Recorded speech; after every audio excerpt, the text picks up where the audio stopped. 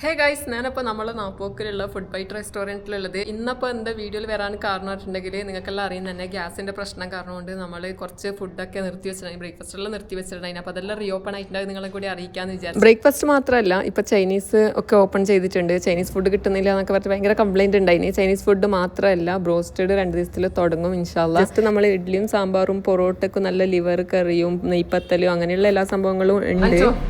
Family കസ്റ്റമറിനെല്ലാം കുറെ complaint ഉണ്ടല്ലോ, Chinese ഇല്ല, ബ്രോസ്റ്റഡ് ഇല്ല എന്നെല്ലാം പറഞ്ഞിട്ട്. ചൈനീസ് ഓൾറെഡി തുടങ്ങിയിട്ട് 2 ദിവസമായി. നമ്മള് ചൈനീസ് ഓൾറെഡി തുടങ്ങിയിട്ടുണ്ട് 2-3 ദിവസമായി. ഇനി ബ്രോസ്റ്റഡ് ചിക്കനും തുടങ്ങും, 2-3 ദിവസത്തിൽ തന്നെ തുടങ്ങും. നമ്മളെ ഫുഡല്ലോ സൂപ്പർ, നിങ്ങൾ എപ്പോഴും ഫുഡ് ബൈറ്റിലേക്ക് വരലുണ്ടോ? ഡെയിലി വരും, നാഷ്ടാക്കാൻ വരും. നല്ല ഫുഡാണ്. പത്തല് നല്ല സൂപ്പർ പത്തല്, സൂപ്പർ പൂരി, കറിയും നല്ല ടേസ്റ്റ് ഉണ്ട്, വാങ്ങണ്ട്.